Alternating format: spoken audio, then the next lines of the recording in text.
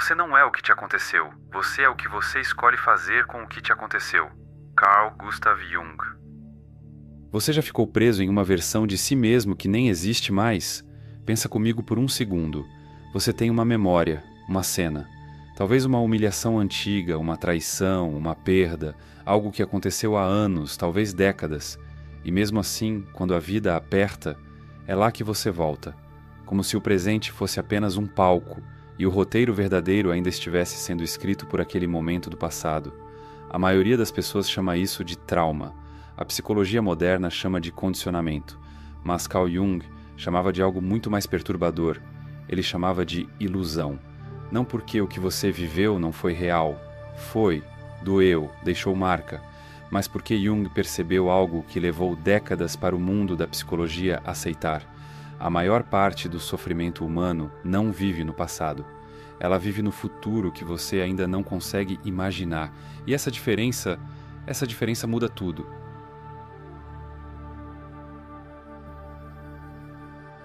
Existe uma crença muito confortável que a modernidade nos vendeu. Ela diz assim: se você sofre hoje, é porque algo te machucou ontem.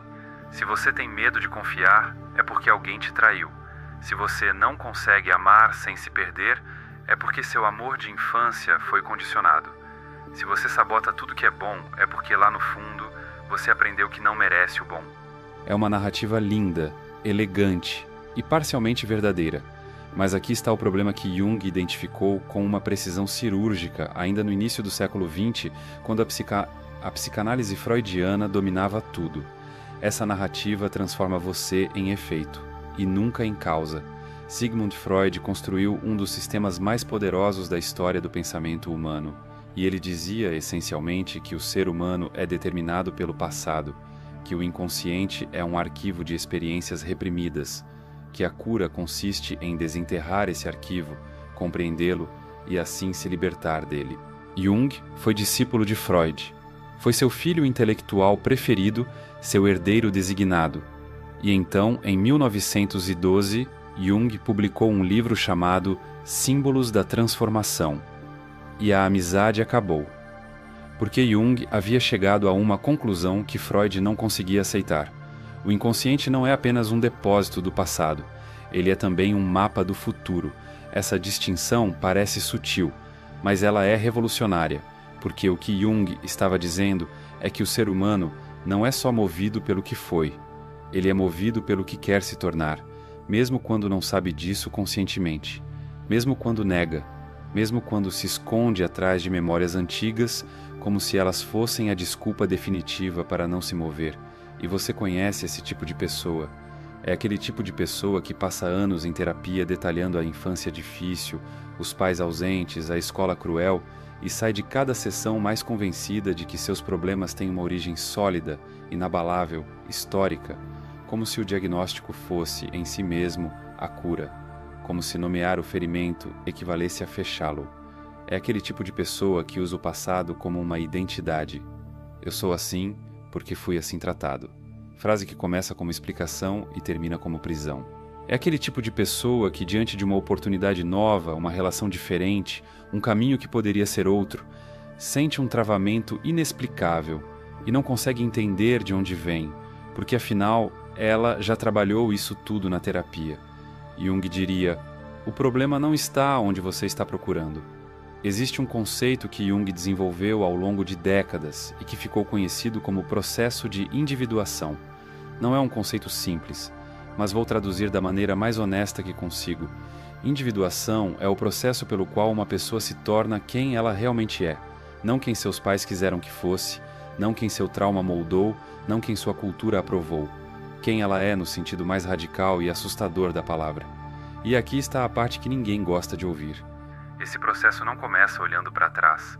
Ele começa olhando para frente, especificamente para o que você evita, para o que te provoca, para o que você rejeita em outras pessoas e que, no fundo, é exatamente o que você não aceita em si mesmo.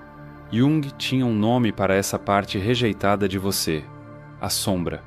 E a sombra não mora no passado, ela mora no presente, se manifestando toda vez que você reage com uma intensidade desproporcional. toda vez que alguém te irrita de um jeito que parece pessoal demais. Toda vez que você olha para alguém e sente aquela mistura estranha de desprezo e inveja que você preferiria não reconhecer. Isso não é memória. Isso é psique viva, funcionando agora, pedindo atenção agora. E a pergunta que Jung fazia, que era quase uma provocação filosófica, era esta: e se seus problemas não forem consequências do que você viveu, mas sintomas do que você ainda não ousou ser? Pensa nisso por um momento, porque essa pergunta ela muda o endereço do problema. E quando você muda o endereço, você muda o tipo de solução que procura.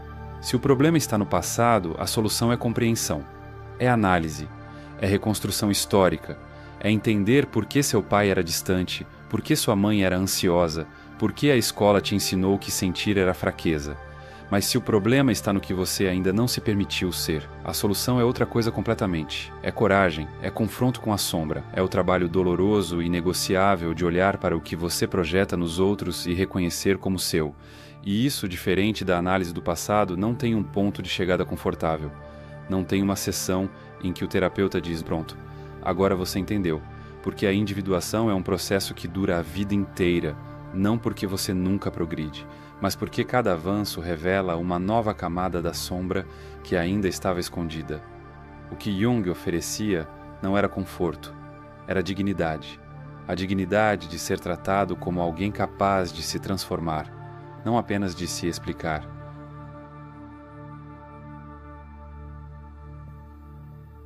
Você já teve aquela sensação de que certas situações se repetem na sua vida? Não como coincidência, como padrão. Você termina uma relação porque o parceiro era controlador. Começa outra. E de alguma forma, lá na terceira semana, começa a perceber os mesmos sinais, a mesma dinâmica, como se você tivesse um ímã invisível que atrai exatamente o que você diz que não quer. Ou você muda de emprego por causa de um chefe abusivo. E no novo emprego, em 6 meses, está lidando com uma dinâmica parecida, talvez com um rosto diferente, mas com o mesmo sabor. Ou você decide que vai ser diferente dos seus pais. E então, na primeira grande pressão da vida adulta, ouve saindo da sua boca exatamente as mesmas palavras que jurou que nunca diria. Jung chamava isso de compulsão à repetição inconsciente. Mas ao contrário de Freud, que via essa repetição como uma tentativa do inconsciente de resolver traumas do passado, Jung tinha uma leitura diferente, mais perturbadora e, no fundo, mais libertadora. Para Jung, a repetição não é um eco do que foi, é um chamado do que ainda não foi integrado. Deixa eu te dar um exemplo que você provavelmente vai reconhecer. É aquele tipo de pessoa que cresceu em uma família onde expressar raiva era proibido. Talvez não fosse uma proibição explícita, talvez ninguém dissesse não pode-se raivosamente. Mas havia um clima, uma tensão. A raiva do pai era explosiva e assustadora. Ou a mãe ficava doente toda vez que havia conflito. Ou simplesmente, na família, a pessoa que se irritava era a que saía perdendo socialmente. Era chamada de difícil, de problemática, de grossa. Então essa pessoa aprende muito cedo que raiva é perigosa, que é melhor engolir, que gentileza é sobrevivência. Ela cresce, torna-se uma pessoa extremamente agradável, prestativa. Dificilmente diz não, evita conflitos com uma habilidade quase artística e, ao mesmo tempo, tem crises inexplicáveis de ansiedade, dores físicas sem causa orgânica, relacionamentos onde, de tempos em tempos, explode de um jeito que parece desproporcional e depois se sente péssima por isso, como se tivesse trancado uma fera por anos e numa brecha ela escapasse. Jung diria: a fera não é o problema, a fera é o mensageiro. A raiva que foi banida para a sombra não desapareceu, ela foi enterrada. E tudo que é enterrado no inconsciente, como Jung observou em décadas de trabalho clínico, não fica quieto. Ele age, ele contamina, ele aparece disfarçado, como passividade, agressividade, como escolha de parceiros que expressam a raiva que você não consegue, como doenças psicossomáticas que dizem no corpo o que a mente se recusa a dizer em palavras. A sombra não é o lado mau de você. A sombra é o lado banido de você, e pode ser qualquer coisa. Pode ser a ambição que você aprendeu a chamar de ganância. Pode ser a sexualidade que você aprendeu a chamar de pecado. Pode ser a tristeza que você aprendeu a chamar de fraqueza. Pode ser a grandiosidade que você aprendeu a chamar de arrogância.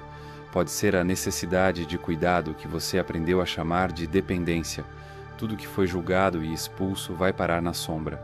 E a sombra não some, ela aguarda. Existe um fenômeno que Jung descreveu e que ficou conhecido como projeção. E entender projeção pode ser uma das experiências mais desconfortáveis e mais libertadoras da vida adulta. Funciona assim: tudo que está na sua sombra, que você não consegue ver em si mesmo, você vê nos outros, com uma clareza impressionante, com uma intensidade que muitas vezes parece desproporcional. Sabe aquele colega de trabalho que te irrita de um jeito que vai além do razoável? Que quando você pensa nele, sente aquela repulsa visceral que você não consegue explicar direito para ninguém? Jung diria: preste atenção nisso, porque a intensidade da sua reação raramente é proporcional ao que a pessoa fez. Ela é proporcional ao que a pessoa representa, e o que ela representa geralmente é algo que está na sua sombra. Não estou dizendo que a irritação é injustificada. Estou dizendo que ela tem mais informação do que parece. É aquele tipo de situação em que você odeia profundamente alguém que considera arrogante. E anos depois, percebe que passou a vida inteira suprimindo sua própria autoconfiança por medo de ser julgado exatamente assim. É aquele tipo de situação em que você se revolta com pessoas que não assumem responsabilidade e, ao mesmo tempo, numa análise honesta, percebe os 1000 jeitos sutis em que você mesmo foge de certas responsabilidades. É aquele tipo de situação em que você se sente profundamente incomodado com pessoas que se expõem demais, enquanto no fundo existe em você um desejo enorme de ser visto que você nunca se permitiu expressar. Projeção não é fraqueza de caráter, é mecânica psíquica, acontece com todos. A diferença está em quem consegue reconhecê-la e quem passa a vida inteira confundindo o mapa com o território. Mas aqui está onde Jung fica verdadeiramente radical.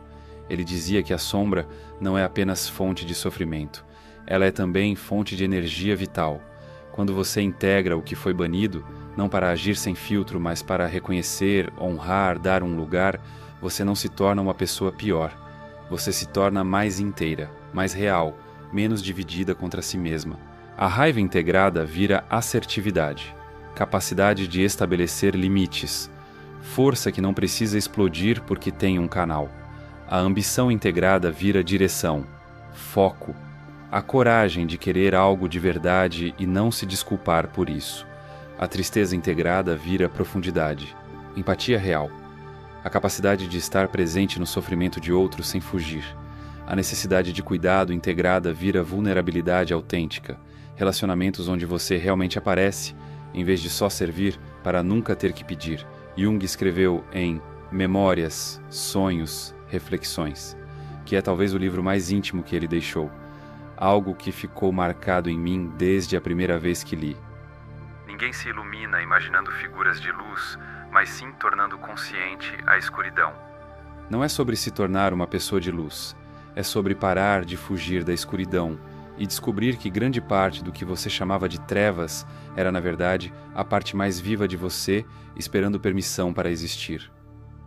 Antes de continuar, você sabia que existe algo mais perigoso do que o fracasso?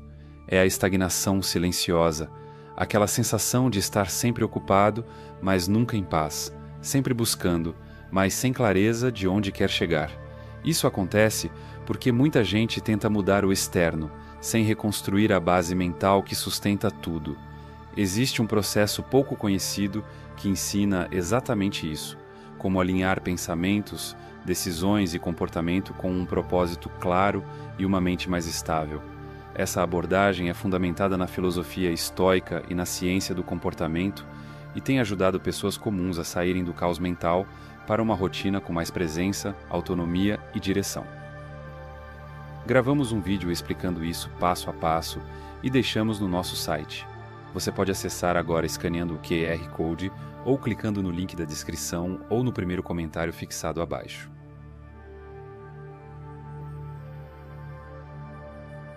Existe uma pergunta que Jung fazia aos seus pacientes, especialmente aqueles que chegavam na segunda metade da vida com depressões que a medicina não conseguia explicar, com ansiedades que os remédios aliviavam, mas não resolviam. Para que está servindo esse sintoma? não de onde veio esse sintoma, não o que no passado causou esse sintoma, mas para que ele está servindo agora. Essa pergunta é profundamente subversiva, porque ela parte de um pressuposto que a medicina convencional e grande parte da psicologia ainda resiste em aceitar, que o sintoma tem uma função, que o sofrimento muitas vezes é uma mensagem, que a psique não erra, ela comunica. Pensa em como isso se manifesta na vida real. É aquele tipo de pessoa que adoece sempre que precisa tomar uma decisão difícil. Literalmente adoece, gripe, dor nas costas, enxaqueca e precisa cancelar tudo. E sente um alívio culpado que não consegue admitir nem para si mesma. Jung diria: o corpo disse o que a mente não teve coragem de dizer. Eu não quero isso. Eu não estou pronto. Eu preciso de tempo. E como essa pessoa nunca aprendeu que pode dizer isso diretamente, aprendeu que precisa ter uma justificativa física incontestável para não avançar. O corpo providencia a justificativa. É aquele tipo de pessoa que tem uma ansiedade crônica sem objeto claro. Não é a ansiedade de algo específico, é uma névoa constante, um barulho de fundo que nunca para. E quando perguntada o que teme, responde: não sei. Tenho medo de que algo dê errado. Jung diria: a ansiedade sem objeto é frequentemente a ansiedade do futuro que você não está construindo. É a psique que sente a distância entre quem você é e quem você poderia ser, e traduz essa distância em alarme. Não porque o perigo está fora, porque está dentro. É aquele tipo de pessoa que está num relacionamento confortável, não ruim, não tóxico, mas vazio, sem tensão, sem crescimento, e que não consegue sair porque não tem motivo suficiente, mas tampouco consegue ficar de paz. Vive numa insatisfação que não consegue nomear e que a faz se sentir ingrata, exigente, impossível. Jung diria: talvez o problema não seja o relacionamento. Talvez seja que o relacionamento como está não tem espaço para quem você está tentando se tornar. E como você ainda não sabe quem é essa pessoa, porque nunca se deu permissão de descobrir, você fica preso na insatisfação sem conseguir agir sobre ela. Isso nos leva ao conceito que Jung considerava o mais importante da segunda metade da vida: o self, não o ego, que é a identidade que construímos para funcionar no mundo. O self é a totalidade. É quem você é quando para de fingir, de performar, de se encaixar, quando integra as sombras, os opostos internos, as contradições que você passou a vida tentando resolver, escolhendo um lado. E Jung observou algo que o perturbava profundamente, que a maioria das pessoas chega à segunda metade da vida, aos 40, 50, 60 anos, e começa a sentir uma crise que não consegue explicar.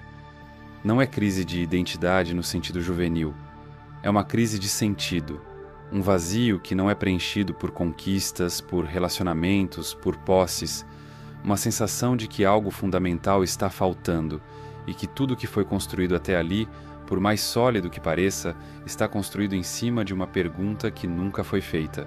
Quem eu sou quando ninguém está me olhando? Essa pergunta é assustadora, porque para muitas pessoas a resposta honesta é: não sei. Passei tanto tempo sendo o que os outros precisavam que me ver, o filho responsável, a profissional competente, o parceiro estável, a mãe dedicada, que perdi contato com o que eu quero, com o que me move, com o que considero verdadeiro para mim, independente de aprovação. Jung chamava isso de persona, a máscara social que construímos para funcionar no mundo, e dizia que o problema não é ter uma persona, é confundir a persona com você mesmo, é esquecer que por baixo da máscara existe um Ross, existe um fenômeno que Jung identificou e que ficou conhecido como crise do meio da vida e que hoje em dia as pessoas tratam como se fosse frescura de quem tem tempo de sobra para existencialismo. Mas Jung levava muito a sério, porque ele mesmo passou por isso. Entre 1913 e 1917, depois da ruptura com Freud, Jung entrou em um período que ele próprio descreveu como uma confrontação com o inconsciente. Tinha alucinações, ouvia vozes, via imagens que não conseguia explicar racionalmente. Em qualquer outra pessoa, isso seria diagnóstico de psicose. Jung decidiu não diagnosticar, decidiu mergulhar. Ele passava horas desenhando, escrevendo, dialogando, literalmente dialogando em escrita, com as figuras que apareciam em suas visões. O resultado foi o Livro Vermelho, que ficou escondido por décadas e só foi publicado em 2009. É talvez o documento mais extraordinário da história da psicologia. Um homem inteligente, rigoroso, científico, descendo voluntariamente ao fundo de si mesmo e registrando o que encontrou lá. E o que ele encontrou não era loucura. Era o self, a totalidade, a fonte. Ele escreveu, nesse período, palavras que me parecem cada vez mais relevantes quanto mais o tempo passa. Meu caminho é a jornada de regresso ao si mesmo. É como se eu tivesse que descobrir tudo de novo, desde o princípio, e como se tivesse que renunciar a tudo o que havia conquistado. Renunciar não ao que foi perdido, ao que foi construído, às certezas, às identidades, às histórias sobre si mesmo que se tornaram mais confortáveis do que verdadeiras. Isso é individuação. Não é encontrar a paz, é encontrar a coragem de ser real, mesmo quando real é complexo, contraditório, assustador. E aqui eu preciso ser direto com você, porque há algo que Jung nunca romantizou e que eu também não vou romantizar. Esse processo dói. Não da mesma forma que a dor do trauma, que é a dor de algo que foi feito a você. É a dor do que você precisa fazer por você mesmo. A dor de desaprender. A dor de reconhecer que a história que você contava sobre si mesmo, a história confortável, a história que justificava tudo, era parcialmente uma ficção. Não uma mentira intencional. Uma narrativa de sobrevivência que se tornou uma gaiola. E sair dessa gaiola não é alívio imediato. É como sair de um quarto onde você ficou tempo demais. Os olhos precisam se adaptar à luz. O corpo precisa reaprender a se mover num espaço maior. Mas Jung dizia, e eu acredito nisso com tudo que tenho, que o sofrimento de crescer é sempre mais limpo do que o sofrimento de estagnar, porque um te leva a algum lugar. O outro te mantém girando no mesmo ponto, explicando para si mesmo por que o ponto é inevitável.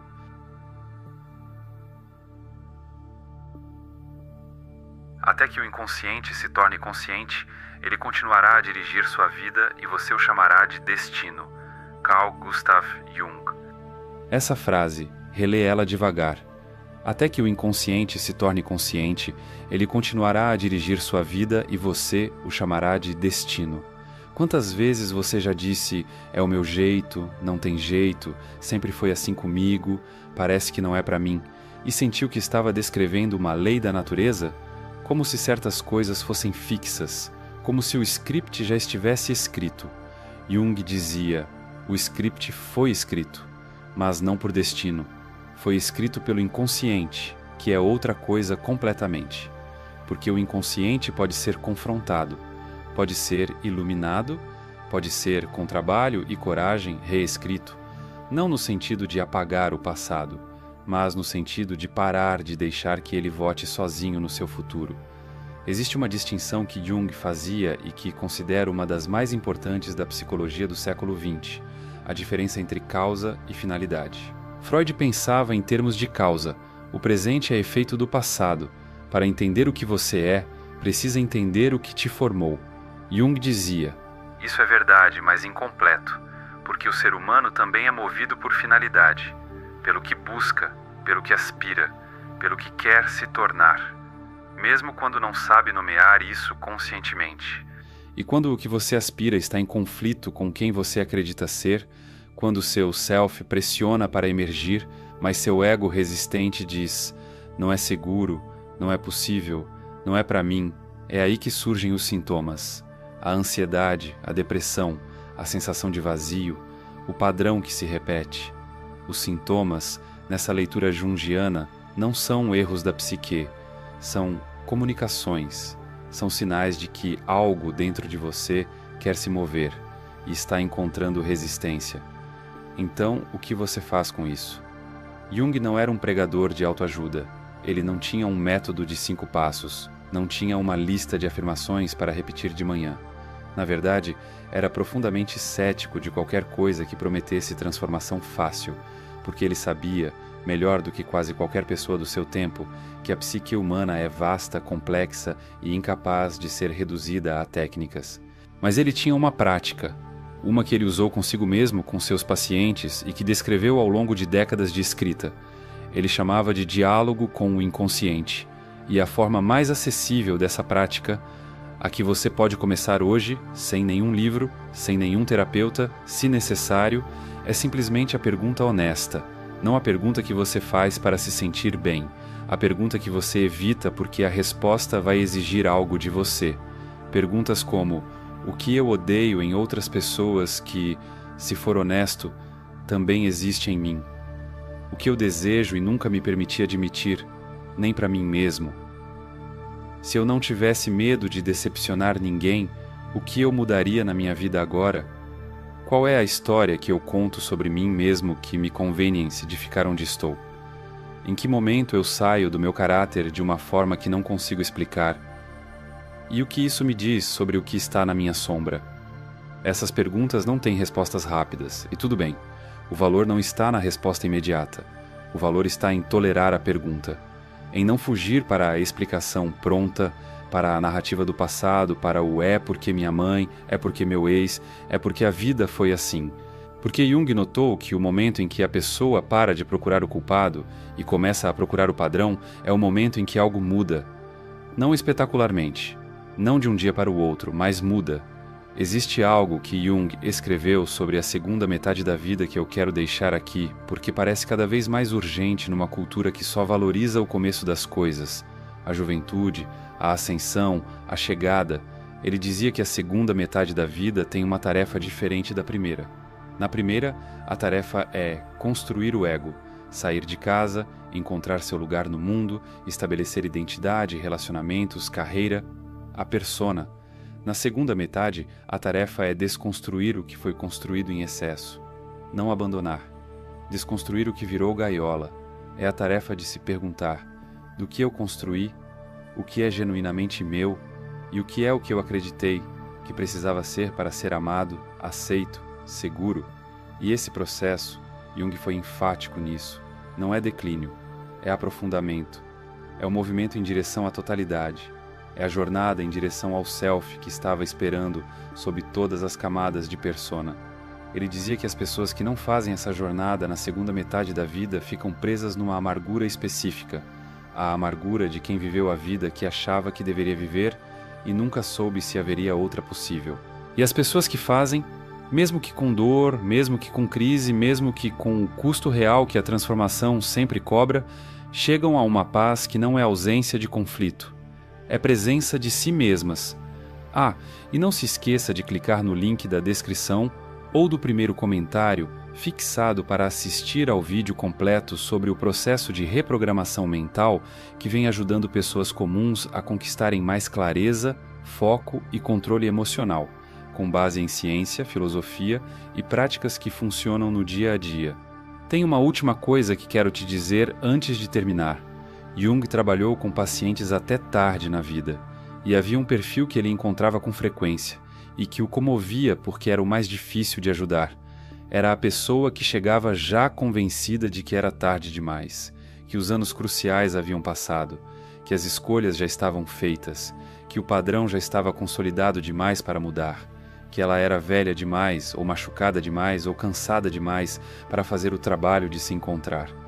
E Jung, que não era um homem de frases de otimismo fácil, tinha uma resposta que ele repetia de diferentes formas ao longo da vida, que pode ser resumida assim: a psique não se importa com a sua idade, o crescimento não tem prazo, a sombra não caducou porque você tem 50 anos, o self não desistiu de emergir porque você acha que já passou da hora.